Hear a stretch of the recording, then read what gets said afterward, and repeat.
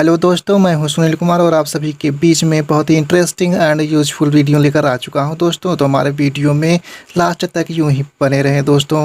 तो मैं बताने वाला हूं दोस्तों कि यूनिक डिसेबिलिटी आइडेंटिटी कार्ड आप ऑनलाइन खुद से ही कैसे बनाएंगे दोस्तों।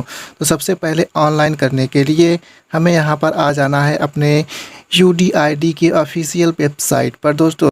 तो आप किसी का भी यूनिक डिसेबिलिटी आईडी कार्ड बना सकते हैं और यदि आपके घर में है या फिर आप खुद है तो आप बहुत ही आसानी से अपना UDID कार्ड बना सकते हैं और सरकारी योजनाओं का लाभ ले सकते हैं दोस्तों। तो चलिए हम चलते हैं अपने गूगल क्रोम पर और बात करते हैं यूनिक डिसेबिलिटी आईडी कार्ड कैसे बनाया जाता है। तो मैं आपको स्टेप बाय स्टेप बताने वाला हूं दोस्तों। तो सबसे पहले आप हमारे चैनल पर अभी नए आए हैं तो हमारे चैनल को सब्सक्राइब कर लें और बेल आइकन को ऑल पर प्रेस कर लें, जिससे हर नए वीडियो की नोटिफिकेशन आप तक मिलती रहे दोस्तों। यदि आपको वीडियो अच्छा लगे, इंटरेस्टिंग लगे तो हमारे वीडियो को लाइक करना ना भूलना दोस्तों, क्योंकि आपके एक लाइक से ही हमें मोटिवेशन मिलता है और हम आपको और भी बताने की चेष्टा रखते हैं।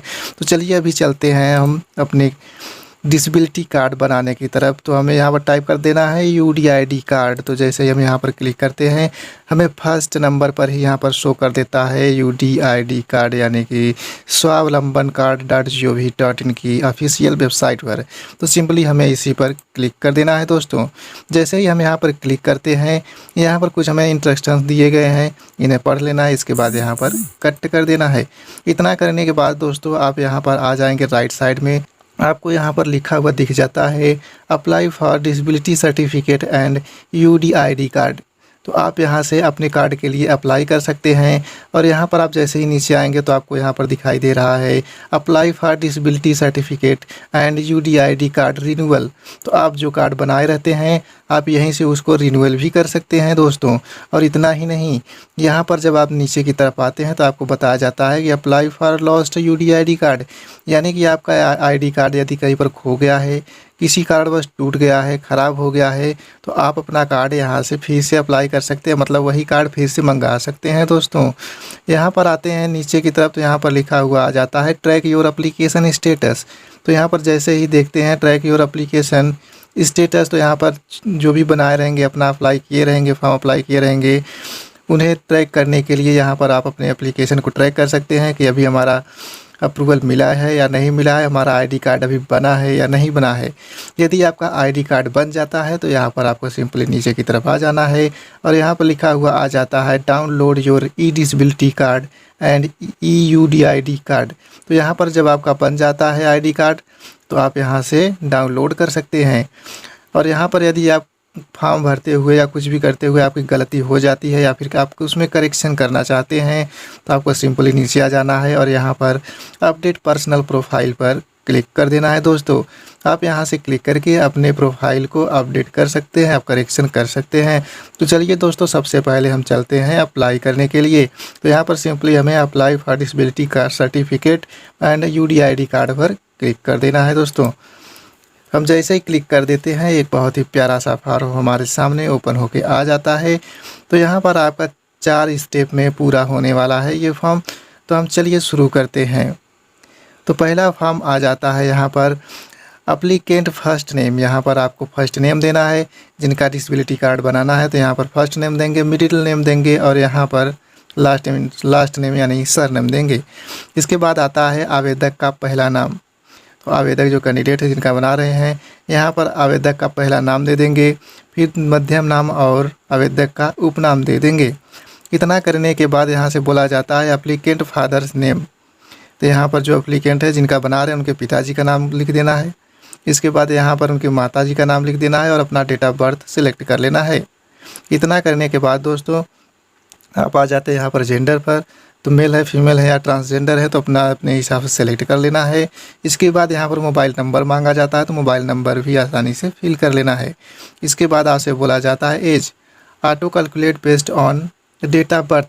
तो यहाँ पर आप जो डेट ऑफ बर्थ फिल करेंगे उससे अपना कितने साल का हुए हैं, कितने ईयर्स का हुए हैं, ये यहाँ पर खुद कलेक्ट कर लेगा।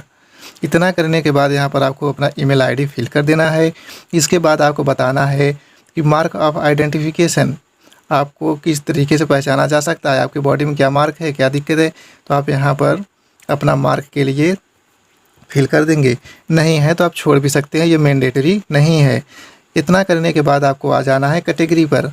तो आपका कैटेगरी क्या है, आप अपने हिसाब से अपना कैटेगरी सिलेक्ट कर लेंगे। जनरल है, ओबीसी है, एसटी एससी या अदर है, तो अपने हिसाब से आप अपना सिलेक्शन कर लेंगे।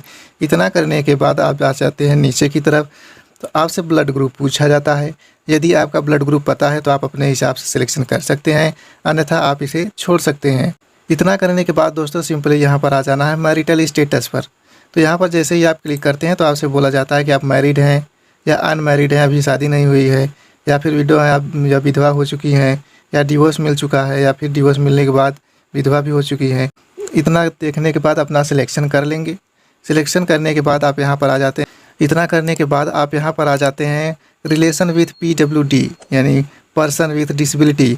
आपको यहाँ पर कैंडिडेट के गार्जियन का सिलेक्शन कर लेना है। यहाँ पर फादर है, मदर है, वाइफ है, या जो भी है उनका सिलेक्शन आप यहाँ पर कर लेंगे। इतना करने के बाद आपसे बोला जाता है नेम ऑफ गार्जियन। तो गार्जियन आपके जो भी हैं यहाँ पर अपना सिलेक्ट कर देना है, उनका नाम फिल कर देना है। इसके बाद कॉन्टेक्ट ऑफ गार्जियन, तो यहाँ पर कॉन्टेक्ट नंबर यहाँ पर फिल कर देना है। इतना फिल करने के बाद आपसे बोला जाता है यहाँ पर कि आपको यहाँ पर फ़ोटो अपना अपलोड कर देना है। अपलोड फ़ोटो करने के लिए सबसे पहले आपको इन बातों का ध्यान देना है दोस्तों कि आपके फ़ोटो का साइज़ 15 KB से 100 KB के बीच में ही होना चाहिए, उससे ऊपर नहीं होना चाहिए दोस्तों। और यहाँ पर जब आप आगे बढ़ते हैं तो यहाँ पर आपसे बोला जाता है कि सिग्नेचर, थंब या अदर प्रिंट, तो यहाँ पर आप अपना साइन करते हैं तो साइन कर लेंगे, या तो फिर थंब लगाते हैं, अंगूठा छाप है तो अपना थंब लगाकर यहाँ पर फ़ोटो अपलोड कर देंगे। इसका साइज़ दोस्तों 3 KB से 30 KB के ऊपर नहीं होना चाहिए। इतना करने के बाद दोस्तों आ जाते हैं हम नीचे की तरफ। तो यहाँ पर हमें एड्रेस फिल करने के लिए बोला जा रहा है। यहाँ पर address line 1, address line 2, address line 3। तो आपका एड्रेस इस प्रकार से है, आप अपना एड्रेस फिल कर लेंगे।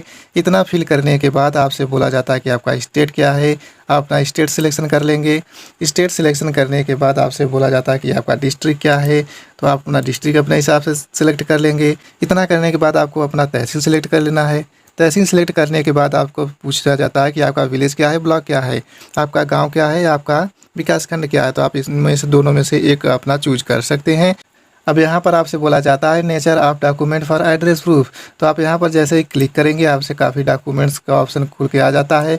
आपके पास जो भी है यहाँ पर अपना सेलेक्ट कर लेंगे। तो हमारे पास आधार कार्ड है तो हम यहाँ पर आधार कार्ड अपना सेलेक्ट कर लेते हैं। इतना करने के बाद आपको नीचे आ जाना है और यहाँ पर आपको बोला जाता है upload proof of correspondence address.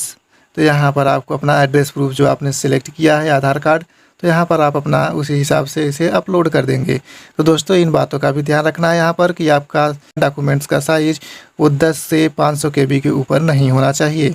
इतना करने के बाद आप आ जाते हैं परमानेंट एड्रेस के सेक्शन में। तो यहाँ पर आपको अपना परमानेंट एड्रेस यदि अलग अलग है तो यहाँ पर फिल कर देना है, अन्यथा आप यहीं पर देखेंगे राइट साइड में तो आपको लिखा हुआ मिल जाता है सेम एज एबव। तो यहाँ पर जैसे ही आप क्लिक करते हैं आपका जो एड्रेस सेम रहेगा तो यहाँ पर भी अपना फिल हो जाएगा ऑटोमेटिक। तो यहाँ पर आप आ जाते हैं नीचे की तरफ। तो यहाँ पर पूछा जाता है आपसे एजुकेशनल डिटेल्स। तो आप कितना पढ़ाई किए हैं, आपका क्वालिफ़िकेशन क्या है, आप प्राइमरी है, मिडिल हायर प्राइमरी है या फिर सेकेंडरी है। तो आप अपने हिसाब से इसे सेलेक्ट कर लेंगे और सेलेक्ट करने के बाद सिंपली नेक्स्ट पर क्लिक कर देंगे दोस्तों। तो आपको यहाँ पर डिसेबिलिटी डिटेल्स वाले सेक्शन में आपको भेज दिया जाएगा। तो चलिए हम पहले फिल कर लेते हैं, इसके बाद आगे की तरफ चलते हैं दोस्तों। अब यहाँ पर आप जैसे ही दूसरे स्टेप पर आ जाते हैं डिसेबिलिटी डिटेल्स में दोस्तों, तो यहाँ पर आपसे बोला जाता है do you have disability certificate. क्या आपके पास पहले से ही कोई सर्टिफिकेट है, यदि है तो आप यस पर क्लिक कर देंगे, अन्यथा आप नो पर क्लिक कर देंगे। अब आपसे पूछा जाता है कि डिसेबिलिटी टाइप क्या है आपकी, आपका एसिड अटैक हुआ है या फिर आपका कोई अलग तरीके से डिसेबिलिटी है आपके अंदर में। तो आप अपने हिसाब से सिलेक्ट कर लेंगे क्योंकि आपके पास यहाँ पर काफ़ी सारे डिसेबिलिटी टाइप दिए हुए हैं, तो आप अपने हिसाब से उसे सेलेक्ट कर लेंगे। इतना करने के बाद आपको यहाँ पर आगे की तरफ बढ़ना और यहाँ पर आपको शो कर देता है डिसेबिलिटी सिंस या डिसेबिलिटी बाय बर्थ। तो आपको यहाँ पर डिसेबिलिटी जन्म से है या फिर जन्म के बाद आपको डिसेबिलिटी आई है, तो यहाँ पर आप अपना सिलेक्शन कर लेंगे। और आगे बढ़ने के बाद आपसे पूछा जाता है कि डिसेबिलिटी एरिया क्या है। तो यहाँ पर आप अपने हिसाब से सेलेक्ट कर सकते हैं, आपका हाथ में है, पैर में है, मुंह में है या फिर आँखों में है, तो आप अपने हिसाब से अपना सिलेक्ट कर सकते हैं। इतना करने के बाद आपसे बोला जाता है डिसेबिलिटी सिंस में आप क्या सिलेक्शन करना चाहते हैं, आपको कब से हुआ है डिसेबिलिटी, तो आप अपने हिसाब से उसे सिलेक्ट कर लेंगे। तो यहाँ पर हमारा हुआ है 2017 से, तो हम अपना 17 सेलेक्ट कर लेते हैं। इतना करने के बाद आपसे बोला जाता है कि is your treating hospital in other state. यदि आपका डिसेबिलिटी अदर स्टेट में जाने के बाद आया है और वहीं पर आपका ट्रीटमेंट हुआ है तो आप इसे टिक कर लेंगे और हॉस्पिटल का नाम और स्टेट अपना सेलेक्ट कर लेंगे। तो यहाँ पर जैसे ही हम यहाँ पर टिक करते हैं, यहाँ पर आपसे बोला जाता है कि किस स्टेट में हुआ था, तो यहाँ पर हम अपना स्टेट सेलेक्ट कर लेते हैं। तो हमारा महाराष्ट्र में हुआ था, महाराष्ट्र के पुणे ज़िले में हुआ था, तो हम यहाँ पर अपना डिस्ट्रिक्ट सेलेक्ट कर लिए हैं। इतना करने के बाद हमसे पूछा जाता है कि हॉस्पिटल ट्रीटिंग डिसेबिलिटी, तो यहाँ पर अपना हॉस्पिटल का नाम लिख देंगे। इतना करने के बाद आपसे बोला जाता है डिसेबिलिटी ड्यू टू, तो please select disability due to. तो इतना अपना डिसेबिलिटी बताएंगे कि आपका कैसे हुआ था, तो यहाँ पर एक्सीडेंट हुआ था, फिर यहाँ पर किसी और वजह से, तो यहाँ पर आप अपना सेलेक्ट कर लेंगे। इतना करने के बाद आपसे बोला जाता है कि आपके हॉस्पिटल का नाम क्या है, तो आप अपने हॉस्पिटल का नाम यहाँ पर सिलेक्ट कर लेंगे। इतना करने के बाद आपको सिंपली नीचे की तरफ आना है और नेक्स्ट पर क्लिक कर देना है। फिर आपको यहाँ पर तीसरे स्टेप में आपको छोड़ दिया जाएगा एम्प्लॉयमेंट डिटेल्स पर। तो चलिए हम पहले अपना फॉर्म फिलअप कर लेते हैं, इसके बाद चलते हैं आगे की तरफ। इतना करने के बाद आप दोस्तों तीसरे स्टेप में आ जाते हैं। तो यहाँ पर आपको फिल करना है एम्प्लॉयमेंट डिटेल्स। तो एम्प्लॉयमेंट डिटेल्स फिल करने के लिए यहाँ पर हम ऊपर की तरफ लेके आएंगे। तो यहाँ पर बोला जाता है कि एम्प्लॉयड और अनएम्प्लॉयड, तो आप एम्प्लॉयड हैं या अनएम्प्लॉयड है, तो यहाँ पर क्लिक करेंगे। तो यहाँ पर एम्प्लॉयड पर क्लिक कर देंगे। इतना करने के बाद आपसे बोला जाता है कि आपका आप बीपीएल में है या फिर एपीएल में है, तो यहाँ पर हम अंत्योदय में है, तो अपना अंत्योदय में सेलेक्ट कर लेंगे। इतना करने के बाद आपसे पूछा जाता है ऑक्यूपेशन आपका क्या है, तो आप यहाँ से अपना ऑक्यूपेशन सेलेक्ट कर लेंगे। तो यहाँ पर आप जो भी काम करते हैं वो अपना सेलेक्ट कर लेंगे, और नहीं करते हैं तो यहाँ पर आप अदर पे क्लिक कर लेंगे या फिर स्टूडेंट पर क्लिक कर लेंगे। तो हम यहाँ पर स्टूडेंट पर क्लिक कर देते हैं। इतना करने के बाद आपसे बोला जाता है कि आपको यहाँ पर पर्सनल इनकम एनुअल फिल कर लेना है। तो यहाँ पर आप कितना पर्सनल इनकम कर लेते हैं, आप उतना अपना सेलेक्ट कर लेंगे। तो हम यहाँ पर 10,000 से ऊपर हमारा नहीं हो सकता, तो हम यहाँ पर इतना फिल कर देते हैं और नेक्स्ट पर क्लिक कर देते हैं। जैसे ही हम यहाँ पर क्लिक करते हैं हम आ जाते हैं फोर्थ स्टेप में, और यहाँ पर बोला जाता है आइडेंटिटी डिटेल्स। तो यहाँ पर आपको अपनी आइडेंटिटी डिटेल्स देना है। तो यहाँ पर आइडेंटिटी प्रूफ में आपको क्या देना है, तो आप यहाँ से अपना सेलेक्ट कर लेंगे। हम अपना आधार कार्ड देना चाहेंगे तो अपना आधार कार्ड सेलेक्ट कर लेते हैं। इसके बाद यहाँ पर जो हमने फिल किया है हम वही अपना आधार कार्ड देना चाहते हैं, या फिर अलग से यहाँ पर फिल करना चाहते हैं तो हम वही देना चाहते हैं, तो यहाँ पर हम क्लिक कर देंगे। इतना क्लिक करने के बाद देखिए दोस्तों, यहाँ पर अपलोड का सेक्शन, यहाँ पर अपलोड का ऑप्शन यहाँ से गायब हो चुका है। अब यहाँ पर आपसे मांगा जाता है आपका आधार नंबर। तो यहाँ पर आपको अपना आधार नंबर फिल कर लेना है। तो हम यहाँ पर अपना आधार नंबर फिल कर लेंगे, और यहाँ पर I agree to share Aadhaar information with government department. तो यहाँ पर आपको इस पर क्लिक कर लेना है, क्योंकि यहाँ पर शेयर करेंगे तभी आपका सही पड़ेगा। इसके बाद आपको यहाँ पर अपना कैप्चा कोड यहाँ पर फिल कर लेना है। फिल करने के बाद यहाँ पर I have read and agree to the terms and condition को एक्सेप्ट कर लेना है, और इतना करने के बाद आपको सिंपली प्रोसीड पर क्लिक कर देना है। तो देखिए दोस्तों, जैसे ही आप प्रोसीड पर क्लिक करते हैं यहाँ पर आपको लिखा हुआ आ जाता है person with disability application preview. तो यहाँ पर आप अपने एप्लीकेशन को चेक कर लेंगे। यदि आप यहाँ पर इसे एडिट करना चाहते हैं तो आप एडिट कर सकते हैं। तो यहाँ पर हम सभी कुछ अपना चेक कर लेते हैं, और चेक करने के बाद हम आगे की तरफ बढ़ जाते हैं। तो आप चेक कर लेना। चेक करने के बाद यहाँ पर जैसे ही नीचे की तरफ आएंगे तो यहाँ पर आपसे बोला जाता है कन्फर्म एप्लीकेशन या फिर एडिट एप्लीकेशन। तो यदि आप इसमें कुछ चेंजेस करना चाहते हैं तो एडिट एप्लीकेशन पर क्लिक करके अपना एडिट कर सकते हैं, अन्यथा आप कन्फर्म एप्लीकेशन पर क्लिक कर देंगे। तो हम अपना सब कुछ चेक कर चुके हैं, हमारा सही है, तो हम कन्फर्म एप्लीकेशन पर क्लिक कर देते हैं। जैसे ही यहाँ पर क्लिक कर देते हैं हमें कुछ टर्म एंड कंडीशन को एक्सेप्ट करने के लिए बोला जाता है।